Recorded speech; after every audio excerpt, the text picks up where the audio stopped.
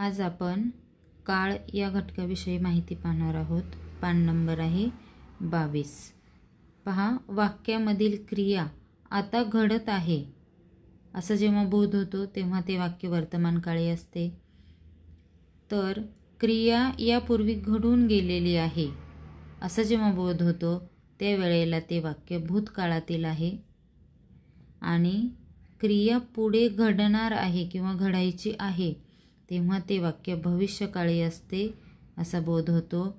यावरून काळाचे मुख्य 3 प्रकार आहेत: वर्तमानकाळ, भूतकाळ आणि भविष्यकाळ. चला तर मग आपण या घटकावरील व्यवसाय पाहूयात. प्रश्न पहिला आहे, खालील वाक्यातील भूतकाळी वाक्य ओळखून त्याचा पर्याय क्रमांक शोधा. बघा, कोणतं वाक्य शोधायचं आहे आपल्याला? भूतकाळी वाक्य पाहायचं आहे. पर्याय पाहूयात. बाबांनी सविताला खाऊ दिला होता. हे वाक्य बघा, खाऊ दिला होता म्हणजे ही घडून गेलेली क्रिया आहे म्हणून हे भूतकाळी वाक्य आहे. पुढचे पर्याय आपण पाहूयात. दुसरा पर्याय, अजित क्रिकेट खेळत आहे. खेळत आहे म्हणजे ते खेळण्याची क्रिया चालू आहे म्हणून हे वर्तमानकाळी वाक्य आहे. दीपक अभ्यास करील म्हणजे तो उद्या भविष्यामध्ये अभ्यास करेल, हे भविष्यकाळी वाक्य आहे. आणि चौथं वाक्य आहे, अतुल चित्रपट पाहणार आहे. ही सुद्धा क्रिया पुढे घडणार आहे म्हणून हेही भविष्यकाळी वाक्य आहे म्हणून पर्याय पहिला. प्रश्न दुसरा आहे, खालील वाक्यांपैकी वर्तमानकाळी वाक्य ओळखून त्याचा पर्याय क्रमांक शोधा. बघा, इथे आपल्याला वर्तमान काळातील वाक्य शोधायचं आहे म्हणजे जी क्रिया चालू आहे. पहिला पर्याय आहे, मांजर दूध पिते. इथे दूध पिण्याची क्रिया चालू आहे म्हणून हे वर्तमानकाळी वाक्य आहे. आणि पुढील वाक्य सुद्धा आपण पाहूयात. चंद्रशेखर आझाद वीर पुरुष होते.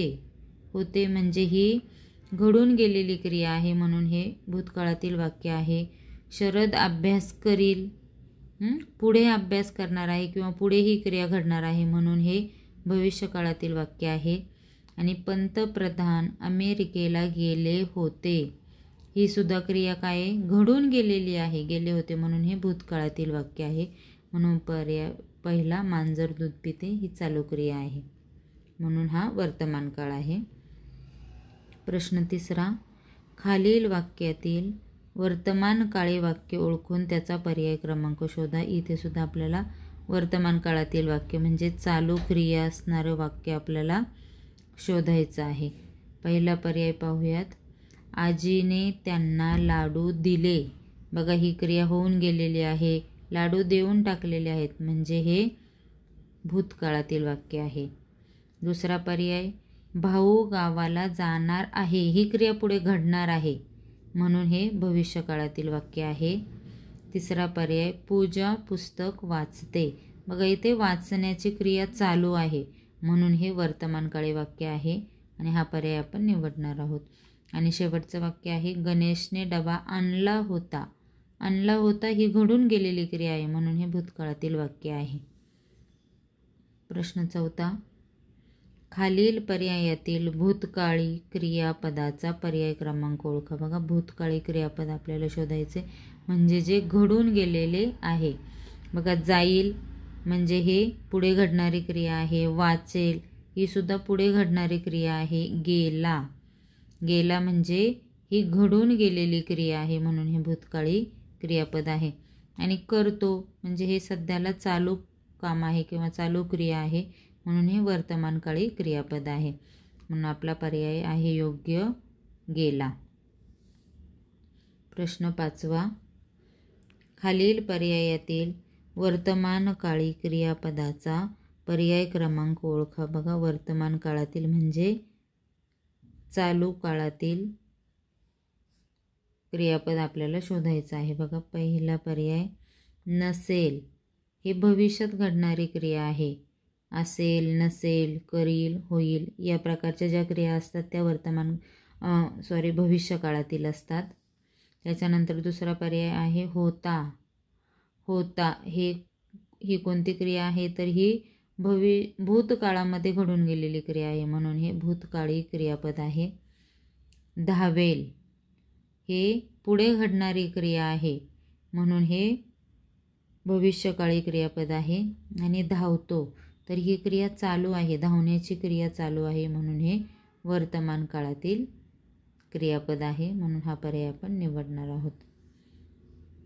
प्रश्न 6 ते 8 साठी सूचना. खालील प्रश्नात डावीकडे दिलेल्या काळाच्या क्रियापदाचा योग्य क्रमांक ओळखा. बघा इथे डावीकडं काळांची नावं दिलेली आहेत, भूतकाळ, वर्तमान काळ आणि भविष्यकाळ, आणि त्याच्या पुढे क्रियापदं दिलेली आहेत. तर त्या काळातील कोणतं क्रियापद आहे हे आपल्याला शोधायचं आहे. इथे भूतकाळ आहे, तर भूतकाळामधलं कुठलं क्रियापद आहे यापुढील? करतो, ही क्रिया चालू आहे. गाईल, ही क्रिया भविष्यात होणार आहे. धावला म्हणजे ही क्रिया होऊन गेलेली आहे, म्हणून हे भूतकाळातील क्रियापद आहे. आणि दिसेल म्हणजे ही क्रिया भविष्यात होणार आहे, म्हणून हे भविष्यकाळी क्रियापद आहे. 7वा प्रश्न वर्तमान काळात. इथे आपल्याला वर्तमान काळातील क्रिया ओळखायची आहे. खाईल ही भविष्यकाळातील क्रिया आहे, म्हणून हे भविष्यकाळी क्रियापद आहे. खाल्ले हे भूतकाळी क्रियापद आहे. खातो, इथे खाण्याची क्रिया चालू आहे, म्हणून हे वर्तमान काळातील क्रियापद आहे. आणि करू म्हणजे भविष्यात ही पुढे घडणारी क्रिया आहे, म्हणून हे भविष्यकाळी क्रियापद आहे. प्रश्न 8वा भविष्यकाळ. तर दिलेल्या पर्यायामधून आपल्याला भविष्यकाळी क्रियापद ओळखायचं आहे. खेळला ही होऊन गेलेली क्रिया आहे. खेळला, खेळून झालेला आहे, म्हणून हे भूतकाळी क्रियापद आहे. खेळेल ही भविष्यात घडणारी क्रिया आहे, म्हणून हे भविष्यकाळी क्रियापद आहे. पर्याय 3 खेळतो म्हणजे ही खेळण्याची क्रिया आता चालू आहे, म्हणून हे वर्तमानकाळी क्रियापद आहे. आणि खेळतोय ही सुद्धा चालू क्रिया आहे, आणि हे सुद्धा वर्तमान काळातील क्रियापद आहे. तर आपल्याला भविष्यकाळी क्रियापद शोधायचं आहे, आणि ते आहे खेळेल. पुढचा प्रश्न 9वा. एडिसनने निरनिराळे प्रयोग केले. या वाक्यातील क्रियापदाचा काळ कोणता? बघा क्रियापद कोणता आहे? केले किंवा प्रयोग केले असे म्हणू शकता. तर केले म्हणजे ते करून झालेली क्रिया आहे किंवा घडून गेलेली क्रिया आहे, म्हणजे हे भविष्यकाळी क्रियापद आहे. हे वर्तमान काळ, संध्याकाळ हा तर काळ नाहीच आहे, हा फक्त एक शब्द आहे.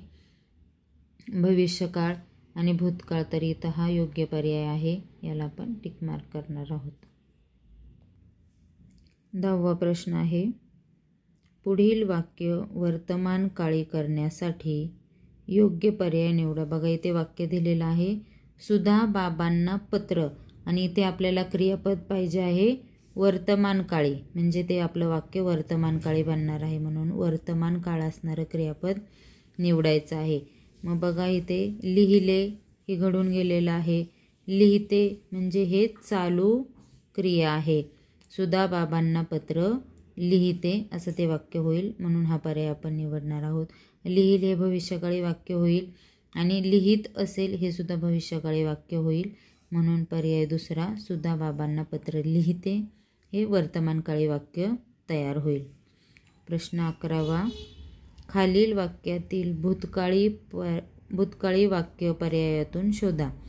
बघा खाली 4 वाक्ये दिलेली आहेत, आणि त्याच्यातलं भूतकाळी वाक्य जे आहे ते आपल्याला शोधून लिहायचं आहे. पहिला पर्याय, काल रात्री खूप पाऊस पडला, म्हणजे हा पाऊस पडून गेलेला आहे, तर ही सुद्धा भूतकाळातील क्रिया आहे, आणि हे भूतकाळी वाक्य आहे. वाक्य 2, आकाशात पक्षी उडत आहेत, ही चालू क्रिया आहे, म्हणजे हे वर्तमान काळ आहे, म्हणजे भूतकाळातील वाक्य नाही आहे. सौरभची सहल कोकणात जाणार आहे, म्हणजे हे भविष्यात घडणारी क्रिया आहे, हे वर्तमानकाळी वाक्य नाही आहे. आणि शेवटचं वाक्य, मुग्धाच्या शाळेत चित्रकला, रांगोळी, कथाकथन या स्पर्धा झाल्या, ही होऊन गेलेली क्रिया आहे. स्पर्धा ह्या होऊन गेलेल्या आहेत, म्हणून हे स्पर्धा झाल्या म्हणजे ही घडून गेलेली क्रिया आहे, म्हणून हे भूतकाळी वाक्य आहे, म्हणजे पर्याय अ आणि ड हे भूतकाळी वाक्य आहेत. तर आपण पाहूयात, तर 2 नंबरला फक्त अ आणि ड योग्य हा पर्याय दिला आहे, हा आपल्याला निवडायचा आहे. प्रश्न 12वा, खालील शब्दगटातील भविष्यकाळी क्रियापद कोणते? भविष्यकाळी म्हणजे जे पुढे घडणार आहे. वाचेल, मी पुस्तक वाचेल हे पुढे घडणारी क्रिया आहे, म्हणून हे भविष्यकाळी वाक्य आहे, भविष्यकाळी क्रियापद आहे. जिंकेल हे सुद्धा भविष्यकाळी आहे. गेला, गेला हे बघा ही क्रिया घडून गेलेली आहे, म्हणजे हे भूतकाळी क्रियापद आहे. आणि शेवटचा पर्याय करील, ही सुद्धा पुढे घडणारी क्रिया आहे, म्हणून हे सुद्धा काय भविष्यकाळी क्रियापद आहे. तर अशा प्रकारे अ, ब आणि ड हे भविष्यकाळी क्रियापद आहे. आणि पर्याय तिसरा फक्त अ, ब आणि ड योग्य हा पर्याय आपण निवडणार आहोत. प्रश्न 13, पाहुण्यांनी बक्षीस मिळवणाऱ्या मुलांचे कौतुक केले. या वाक्याचा काळ ओळखा. आता बघा, कौतुक केले तर ही क्रिया घडून गेलेली आहे. ही क्रिया काय घडून गेलेली आहे, म्हणून या वाक्याचा काळ कोणता आहे तर भूतकाळ हा या वाक्याचा काळ आहे. बाकी वर्तमान काळ, साधा काळ, भविष्यकाळ ही उत्तरं बरोबर नाही आहेत, म्हणून फक्त ड योग्य हा पर्याय आपण निवडणार आहोत. ओके, पुढील प्रश्न आहे, खालील वाक्यातील वर्तमान काळी वाक्याचा पर्याय शोधा. वर्तमान काळी म्हणजे जी क्रिया आता सध्याला चालू आहे. तर बघा, पर्याय पहिला, कीर्तीपत्र वाचत आहे, ते वाचण्याची क्रिया चालू आहे, म्हणून हा पर्याय आपण निवडूयात. केशव नाटक पाहणार आहे, ही क्रिया भविष्यात घडणार आहे, म्हणजे भविष्यकाळी वाक्य आहे. मुलांनी फळ्यावरील शब्द क्रमाने लिहिले, लिहिले म्हणजे लिहून झालेत, ही क्रिया घडून गेलेली आहे, म्हणून हे भविष्यकाळी वाक्य आहे. आणि रोहित क्रिकेट खेळत आहे, ते खेळण्याची क्रिया चालू आहे, म्हणून हे वर्तमानकाळी वाक्य आहे. अशा प्रकारे अ आणि ड ही दोन वर्तमानकाळी वाक्य आहेत. तर ह्याचा पर्याय पाहूयात आपण कुठं आहे. फक्त अ आणि ड हा 4 नंबरला पर्याय दिलेला आहे. 15वा प्रश्न, खालील वाक्यांपैकी एकूण किती भूतकाळी वाक्य आहेत? बघा, भूतकाळी म्हणजे जी क्रिया घडून गेलेली आहे. एका जंगलात बरेचसे ठेंगू राहत आहेत, म्हणजे ही क्रिया चालू आहे.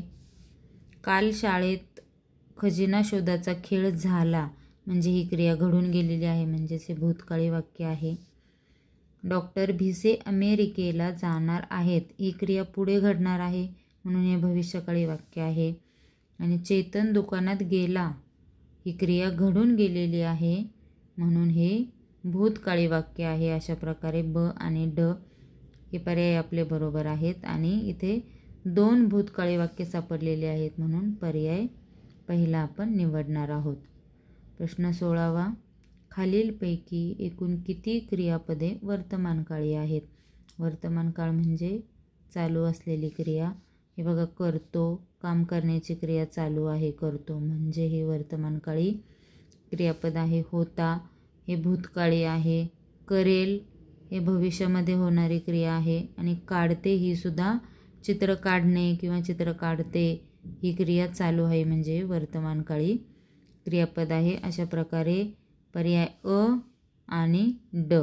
तर हा पर्याय आपण पाहूयात कुठं आहे. फक्त अ आणि ड योग्य. तर इथे दुसरा पर्याय आहे फक्त अ आणि ड योग्य. 17वा प्रश्न आहे, खालीलपैकी काळाचा प्रकार कोणता? बघा, आता इथे पाहूयात. संध्याकाळ हा काळ आहे का?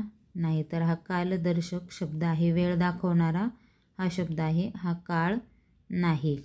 त्याच्यानंतर भूतकाळ हा काळाचा प्रकार आहे, वर्तमान काळ हाही काळाचा प्रकार आहे, आणि भविष्यकाळ हा सुद्धा काळाचा प्रकार आहे. अशा प्रकारे फक्त ब, क आणि ड हे योग्य पर्याय आहेत. तर इथे 2 नंबरला हा पर्याय दिलेला आहे, फक्त ब, क आणि ड योग्य. पुढील घटक आहे विरामचिन्हे, पान नंबर 23. बघा, आता यामध्ये काही विरामचिन्ह आपण यापूर्वी अभ्यासली आहेत आणि काही नवीन विरामचिन्ह असतील तर त्यांचा अभ्यास आता आपण पाहूयात. सर्वात पहिलं विरामचिन्ह आहे पूर्णविराम. हे या अगोदरही तुम्ही अभ्यास केलेला आहात या विरामचिन्हाचा. पूर्णविराम एक छोटासा टिंब या चिन्हाने दर्शवला जातो. आणि जर वाक्य पूर्ण झालं आहे हे समजण्यासाठी वाक्याच्या शेवटी पूर्णविराम दिला जातो. वाक्य पूर्ण झाल्याच्या नंतर पूर्णविराम दिला जातो. दुसरं चिन्ह आहे अर्धविराम, म्हणजे एक टिंब आणि त्याच्या खाली स्वल्पविराम. याप्रमाणे अर्धविराम हा काढला जातो. आणि हे कुठे वापरलं जातं तर दोन छोटी वाक्य जोडण्यासाठी हा अर्धविराम दिला जातो. तिसरे चिन्ह आहे स्वल्पविराम. बघा याप्रमाणे त्याचं चिन्ह आहे. तर दोन छोटी वाक्य किंवा मग एकाच जातीचे अनेक शब्द एकामागे एक आल्यास किंवा शब्दांची यादी तयार झाल्यास आपण तिथे असं स्वल्पविराम वापरतो. त्याच्यानंतर पुढचं चिन्ह आहे प्रश्नचिन्ह. हे त्याचं चिन्ह आहे. वाक्यात प्रश्न विचारला असेल तर त्या वाक्याच्या शेवटी असे प्रश्नचिन्ह दिलेले असते. पुढचं विरामचिन्ह आहे उद्गारवाचक चिन्ह. त्याचं हे चिन्ह आहे. तर आनंद, दुःख, भीती, आश्चर्य यांसारख्या वेगवेगळ्या ज्या भावना आहेत तर त्या भावनादर्शक शब्द जर वाक्यात आला तर उद्गारवाचक चिन्ह दिलं जातं. आणि 6वं चिन्ह आहे अवतरण चिन्ह. याच्यामध्ये एकेरी अवतरण चिन्ह आणि दुहेरी अवतरण चिन्ह असे 2 अवतरण चिन्ह येतात. तर एकेरी अवतरण चिन्ह कुठं दिलं जातं तर एखाद्या लेखकाचं वचन असेल, एखादं संत वचन असेल, एखाद्या कवितेची ओळ असेल, एखादं ब्रीद वाक्य असेल, एखादी घोषणा असेल तर त्याच्यासाठी हे एकेरी अवतरण चिन्ह दिलं जातं. आणि दुहेरी अवतरण चिन्ह हे केव्हा दिलं जातं ते या पद्धतीने काढलं जातं. वरच्या बाजूला 2 चिन्ह दिली जातात. आणि हे कुठं लिहिलं दुहेरी अवतरण चिन्ह हे कुठं वापरलं जातं तर एखाद्या व्यक्तीच्या तोंडचे जसेच्या तसे आपल्याला जेव्हा लिहायचं आहे तेव्हा ते हे दुहेरी अवतरण चिन्हामध्ये लिहिलं जातं. त्याच्यानंतर पुढचं चिन्ह आहे संयोग चिन्ह. बघा हे छोटीशी डॅश काढून हे चिन्ह दिलं जातं. आणि हे कुठं वापरलं जातं तर 2 शब्द किंवा 2 वाक्य एकत्रित जोडण्यासाठी हे संयोग चिन्ह दिलं जातं. जसे की नफा, तोटा हे जे 2 शब्द आहेत त्या दोघांच्या मध्ये हे संयोग चिन्ह दिलेलं आहे. यावरील व्यवसाय आपण पाहूयात. प्रश्न 1 ते 5 साठी सूचना. खालील वाक्यात कोणती विरामचिन्हे द्यावीत त्या पर्यायी उत्तराचा क्रमांक छायांकित करा. छायांकित करा म्हणजे त्याचा गोल रंगवा. बघा पहिलं वाक्य आहे बाप रे किती उंच आहे हा मनोरा. आता इथे बघा कोणतं चिन्ह तुम्ही देऊ शकता तर बघा पूर्णविराम तर इथे ऑलरेडी दिलेलाच आहे. त्याच्यानंतर उद्गार चिन्ह आहे. बघा बाप रे म्हणजे काय झालं इथं आश्चर्य वाटलं आहे. ही मनातील भावना व्यक्त करण्यासाठी आपण तिथे उद्गार चिन्ह हे बाप रे या शब्दाच्या नंतर इथे उद्गार चिन्ह आपण द्यायचं असतं.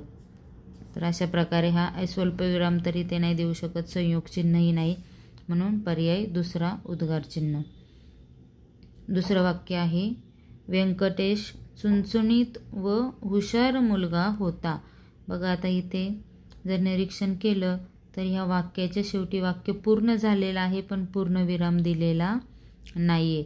तर इथे असं पूर्णविराम देऊन हे वाक्य पूर्ण होईल आणि म्हणून पर्याय तिसरा पूर्णविराम या वाक्यामध्ये येईल. प्रश्न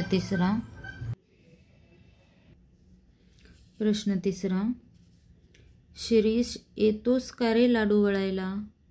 तर इथे या वाक्यामध्ये प्रश्न विचारलेला आहे म्हणून इथे पूर्णविराम येणार नाही किंवा उद्गार चिन्ह स्वल्पविराम यापैकी नाही येतात. तर या वाक्याच्या शेवटी प्रश्नचिन्ह येणार आहे. शिरीष येतोस का रे लाडू वळायला आणि या वाक्याच्या शेवटी प्रश्नचिन्ह द्यायचं आहे. पर्याय चौथा. प्रश्न 4 चिंटू तू सहलीला का येत नाहीस सरांनी विचारले. बघा आता इथे पूर्णविराम तर दिलेला आहे पण चिंटू तू सहलीला का येत नाहीस तर एवढं हे वाक्य सरांनी विचारलेलं आहे म्हणून इथे अवतरण चिन्ह हे सरांच्या तोंडचं हे वाक्य आहे जसंच्या तसं, म्हणून याला दुहेरी अवतरण चिन्ह येणार आहे. आणि पर्याय पहिला आपण इथे निवडणार आहोत. त्याच्यानंतर 5वं वाक्य आहे, जया अंगी मोठेपण तया यातना कठीण. हे एक संत वचन आहे, म्हणून हे एकेरी अवतरण चिन्हामध्ये आपण याला असं लिहितो आणि म्हणून याचा पर्याय क्रमांक आहे 3. प्रश्न 6 ते 9 साठी सूचना. खालील वाक्यातील विरामचिन्ह ओळखून त्याचा पर्याय शोधा. बघा, प्रश्न 6वा वाक्य आहे, केवढे मोठे हे धाडस. बघा इथे कोणतं चिन्ह आलेलं आहे, हे इथे आश्चर्य व्यक्त केल्यामुळे इथे उद्गारवाचक चिन्ह आलेलं आहे. प्रश्नचिन्ह, पूर्णविराम, संयोग चिन्ह नाही. बघा इथे प्रश्नचिन्ह अशा प्रकारे असतो. पूर्णविराम या पद्धतीने काढला जातो आणि संयोग चिन्ह छोटीशी आडवी रेषा काढून केलं जातं. आणि म्हणून हे जे चिन्ह आहे ते कोणतं आहे, तर उद्गारवाचक चिन्ह आहे. पुढील वाक्य, रमेश मुंबईला चालला. बघा या वाक्यामध्ये हे एक चिन्ह आलेलं आहे. इथे बघा पहिला पर्याय आहे अनुस्वार. तर अनुस्वार हे विरामचिन्ह नाही, तर अनुस्वार हे काय आहे, तर हे स्वरचिन्ह आहे. त्या स्वराचं दिलेलं हे चिन्ह आहे. हे अक्षराच्या किंवा शब्दाच्या डोक्यावर येतं, म्हणून हे विरामचिन्ह नाही आहे. हा पर्याय गेला. त्याच्यानंतर दुसरं चिन्ह आहे स्वल्पविराम. तर हे या पद्धतीने असतं, तर हे वाक्यात नाही आहे. पूर्णविराम एक छोटासा टिंब असतो, तर याच प्रकारचं चिन्ह या वाक्यामध्ये आलेलं आहे, म्हणून आपण पर्याय 3 निवडणार आहोत. त्याच्यानंतर 8वा प्रश्न, नेहमी खरे बोलावे. बघा या वाक्याला इथे वरती एकेरी अवतरण चिन्ह दिलेलं आहे आणि याचा पर्याय आहे पर्याय 3 एकेरी अवतरण चिन्ह. पूर्णविराम, स्वल्पविराम किंवा प्रश्नचिन्ह इथं दिलेलं नाही आहे. 9वा प्रश्न, तुला कसली आली आहे अडचण. आणि ते प्रश्नचिन्ह दिलेलं आहे आणि दुहेरी अवतरण चिन्ह सुद्धा याला दिलेलं आहे. तर बघा पर्याय अवतरण चिन्ह म्हणजे हे वरती जे दिलेलं आहे दुहेरी अवतरण चिन्ह आणि वाक्याच्या शेवटी असलेलं प्रश्नचिन्ह, अशी 2 चिन्ह या वाक्यामध्ये आलेले आहेत, म्हणून पर्याय 2 अवतरण चिन्ह व प्रश्नचिन्ह. प्रश्न 10 व 11 साठी सूचना.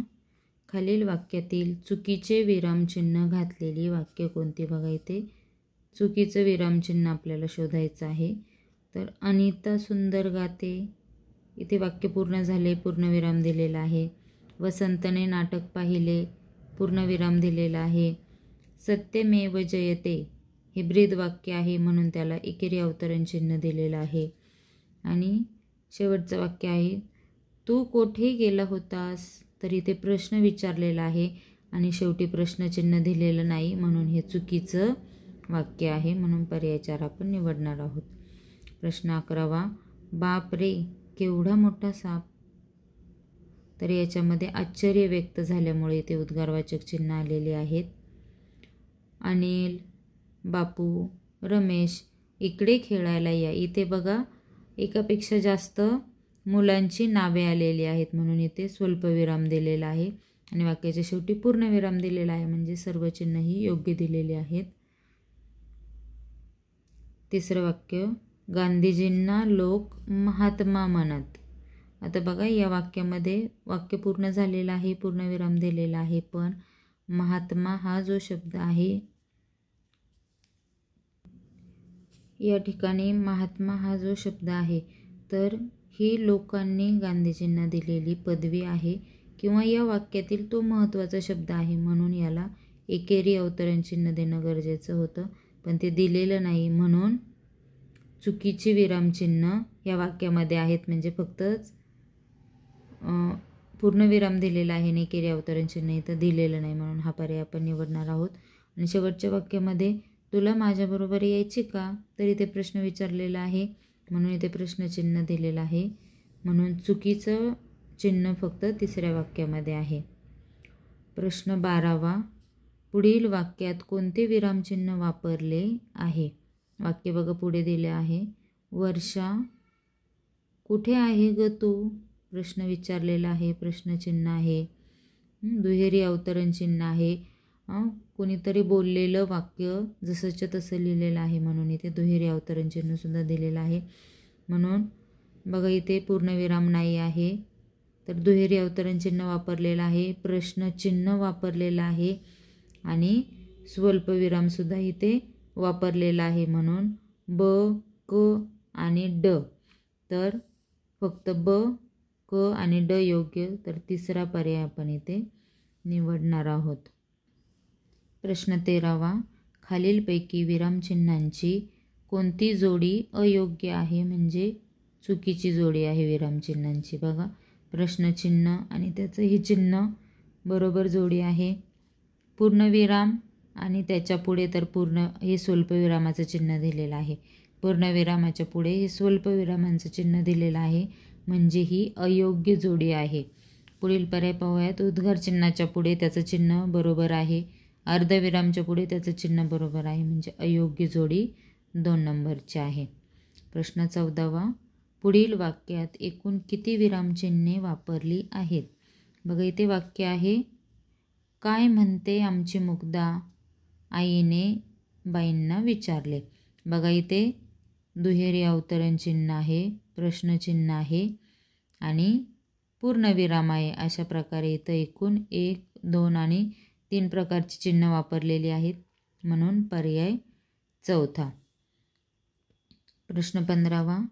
खालीलपैकी कोणत्या वाक्यात प्रश्नचिन्ह वापरले आहे? बघा तू कुठून आलास, इथे प्रश्नचिन्ह दिलं आहे. वाऱ्याने झाडाची फांदी हलू लागली, पूर्णविराम आहे. अरे बंडू काय शोधतोस, इथे सुद्धा प्रश्नचिन्ह दिलेलं आहे आणि ह्या शेवटच्या वाक्यात प्रश्नचिन्ह दिलेलं नाही आहे, म्हणून अ आणि क. तर पर्याय पाहूयात आपण. फक्त अ आणि क योग्य हे 1 नंबरला दिलेलं आहे, म्हणून पहिला पर्याय आपण निवडणार आहोत. त्याच्यानंतर 16वा प्रश्न. खालीलपैकी कोणत्या वाक्यात पूर्णविराम वापरलेला नाही? बघा इथे पहिला पर्याय. बाबा हा प्राणी कुठे राहतो, तर इथे प्रश्नचिन्ह वापरलेला आहे, म्हणजे इथे पूर्णविराम वापरलेला नाही आहे. त्यानंतर दुसरा पर्याय. मीना गोष्ट वाचत होती, इथे पूर्णविराम वापरला आहे. भारत माझा देश आहे, इथे पूर्णविराम वापरलेला आहे. आणि चौथा पर्याय आहे. अरे बापरे किती मोठा हत्ती, इथे उद्गारवाचक चिन्ह वापरलेलं आहे, म्हणजे इथे पूर्णविराम वापरलेला नाही. अशा प्रकारे फक्त अ आणि ड, तर हा पर्याय इथे दिलेला आहे बघा 4थ्या नंबरला. फक्त अ आणि ड योग्य. 17वा प्रश्न. प्रवास कचऱ्याचा, मुलांना आश्चर्य वाटले. या वाक्यात कोणते विरामचिन्ह वापरलेले नाही? बघा दुहेरी अवतरण चिन्ह तर इथे वापरलेलं आहे, प्रश्नचिन्ह तेही इथे वापरलेलं आहे 2 ठिकाणी. उद्गार चिन्ह, बघा उद्गार चिन्ह कसं असतं, तर एक उभी रेषा आणि त्याच्या खाली टिंब. तर असं कुठलंही उद्गारवाचक चिन्ह इथे वापरलेलं नाही आहे, म्हणून आपण हे पर्याय आपण निवडलेला आहे. पूर्णविराम इथे वापरलेला आहे, म्हणून फक्त क म्हणजे उद्गारवाचक चिन्ह हे इथं कुठेही वापरलेलं नाही, म्हणून आपण पर्याय दुसरा फक्त क योग्य हा आपण निवडणार आहोत.